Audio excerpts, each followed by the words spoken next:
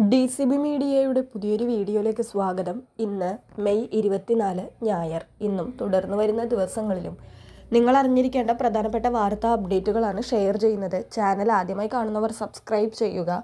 Video ഇഷ്ടമായാൽ like ചെയ്യുക. ഫേസ്ബുക്കിൽ കാണുന്നവർ പേജ് ഫോളോ കൂടി ചെയ്യുക. ആദ്യത്തെ അറിയിപ്പ്, കേരളത്തിൽ അതിശക്തമായ മഴ തുടരുമെന്ന് അറിയിപ്പ് എത്തിയിരിക്കുകയാണ്. അറബിക്കടലിന് മുകളിൽ ചക്രവാത ചുഴി രൂപപ്പെട്ടു.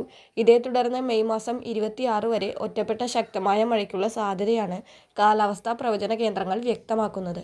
കനത്ത മഴയെ തുടർന്ന് വിവിധ ജില്ലകളിൽ ഓറഞ്ച്, യെല്ലോ അലേർട്ടുകളും പ്രഖ്യാപിച്ചിട്ടുണ്ട്. പൊതുജനങ്ങൾ ജാഗ്രത പാലിക്കണമെന്നും നിർദ്ദേശമുണ്ട്.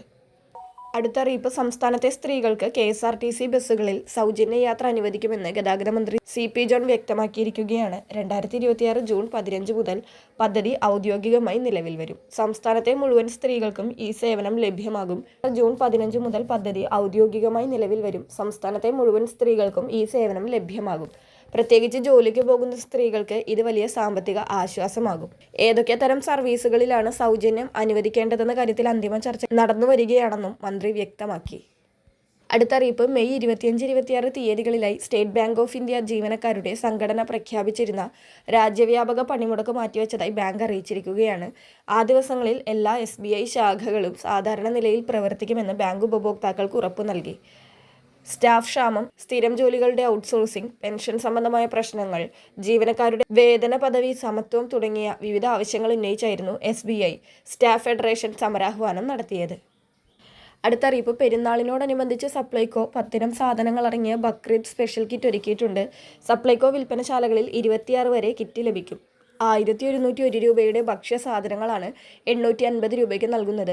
3 കിലോ ബിരിയാണി അരി, 2 കിലോ പഞ്ചസാര, 1 ലിറ്റർ ശബരി വെളിച്ചെണ്ണ, 1 കിലോ ശബരി അപ്പം പൊടി, ശബരി ബ്രാൻഡിലുള്ള 250 ഗ്രാം ഗോൾഡ് ചായപ്പൊടി, 100 gram meat masala, 50 gram garam masala, 100 gram chicken masala, 100 gram കുരുമുളക് പൊടി എന്നിവ അടങ്ങിയതാണ് കിറ്റ്. ഏലക്കായ, ഗ്രാമ്പു എന്നിവ ഉൾപ്പെടുന്ന 50 ഗ്രാം മസാലക്കൂട്ടും കിറ്റിലുണ്ട്. കേവലം ഇനി 2 ദിവസങ്ങൾ കൂടിയാണുള്ളത്. അതിനു മുമ്പായി എല്ലാവരും ഈ ആനുകൂല്യം വാങ്ങുവാൻ ശ്രദ്ധിക്കുക.